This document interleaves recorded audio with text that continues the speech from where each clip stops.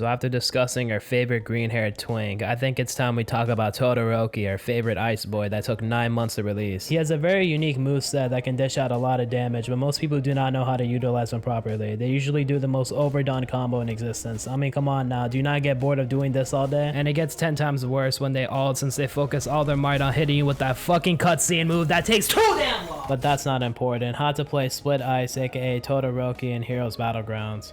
Now before we talk about the main moveset, we're gonna have to talk about the passive. He has 2 passives, one for Frost Burst and Frost Counter, and one for Ice Javelin. First one enhances Frost Counter by making the parry freeze people longer, and Frost Burst by increasing the hitbox size for the iceberg. The second passive gives you an Ice Javelin after getting the Ice Javelin finisher. The Javelin itself increases your M1 damage. Now let's look at the moveset. Freezing Variants is a move that has 4 different variants depending on what the player does. The normal variant does an Ice Punch, the hit away variant sends 2 ice shells that close in on your enemy. The down slam variant sends you up in the air and curb stomps the enemy, punching them away afterwards, and the uppercut variant slams them on an ice trap and sends them away. They all do the same damage, so honestly depends on the situation, but out of all of them, the uppercut variant has to be the best one. The grab animation is really fast, so you can uppercut someone and instantly grab them if you time it right, and you can activate this variant without even uppercutting, which you can do that with every other variant, but this one is really fast, so it's way better. The normal variant is the second best, since you don't have to risk ragdolling someone, you can just do damage, but you can do the same thing with uppercut, so honestly use this when the enemy is low and you want to hit a finisher. The hit away variant doesn't hit most of the time when you hit away. The best way to land it is by side dashing after hitting away and activating this move. The down slam variant is total dog shit. It has a long startup, so if you didn't instantly activate this, the enemy can slip away before you even stomp them. Even if you did hit the stomp, sometimes the enemy would just move out of the punch and easily punish you, so that's great. Just pretend that the down slam and hit away variant doesn't exist. The uppercut and the normal variant are easy to hit and mix in well with the other moves in this moveset. Ice Javelin is a move that has a melee variant and a range variant. The melee one will reset your M1s, but they will do less damage, but regular moves like freezing variants and frost burst will do the same amount of damage. The range variant has a pretty long startup, but it does go really far, and when you hit this, it will stun the enemy long enough for you to forward dash. If you hit this far away, then just side dash and forward dash towards them. It won't give you an M1 debuff, but you do need good aim to hit this most of the time. But there is a way to do an M1 chain and then hit the range variant to bypass the M1 debuff. Do a hit away M1 chain, then after you ragdoll them, side dash and wait a second before doing the range variant of Ice Javelin. It will keep the enemy still long enough for you to side dash M1 and bypass the damage debuff. Now this isn't always guaranteed since people can block the Javelin or dash away, but it's a pretty good alternative to the damage drop off variant. The finishing range for both of these moves is 5 to 6%, so you have to get someone really low in order to get the passive. So in total, use the melee variant if you want to do unescapable damage, and do the little range variant trick if you want to do a lot of damage but risk the enemy dashing out of it. Frost Counter is a counter move that freezes the enemy for a pretty long time, but a little secret thing about this move, well not really a secret, is that you can frost counter every single move in the game. I'm not even joking, every single move can be countered with this move, even ultimate moves, and I'm talking about stuff like Infinite 100%, Scarlet Frenzy, Peaking Scorch, or even Blazing Soul. So honestly, it's best to use this to obviously punish players and prevent you from getting destroyed by cutscene moves or ultimates in general. Frost Burst is a big iceberg move you splurge out. The move by itself is basically a combo ender, but you can mix the uppercut variant or freezing variants with this. It's very similar to the Kyoto combo in TSB, where it's really hard to hit on a dummy or someone with low ping, but it does work most of the time. The finisher is a bigger version of the iceberg and it's unblockable, but it does have a sound cue before you shoot it, so the enemy could get out of it. But if you look away from the enemy and look back the moment that the iceberg is going to shoot out, it would instantly shoot out the finisher without any sound cue. Now honestly, most people will not be able to dodge out of the finisher in time since it's super big. His base moveset is honestly really good, but now we gotta look into his ultimate. The ultimate increases your M1 range and your dashes leave an ice statue of your character. Freeze Burn Wave is a cutscene move that hits the enemy with a huge heat wave. It does almost half health and it has super armor, so you can get grabbed, but it's so fast that most of the time that won't happen. So hit this after M1ing someone, or you can punish people rushing you down since they can't interrupt it. Jet Kindling is a move that charges a huge fire blast. It has a really long startup and someone can grab you out of it, so it's best to just do the same thing with Freeze Burn Wave. Catch someone in M1 and down slam or uppercut them to hit it effectively. Frost Flame Burst is an AoE move that creates a huge fire tornado that does a lot of damage. The beginning is interruptible, but when you fully place the ice structure, you get iframes. You can M1 chain someone into this, but you have to activate it the moment that they ragdoll, and it does multi-hit, so you can get some distance and hit a group of enemies. Blazing Soul is a parry plus a grab move that transitions into a cutscene move that completely destroys the enemy and does 50%. It starts off with a small parry, then transitions animations into a grab move that goes pretty far. If you double tap this move, it would instantly activate the grab variant. If you hit someone below 50%, it will play a different cutscene of you doing the funny Yuji walk and then beating the shit out of the enemy.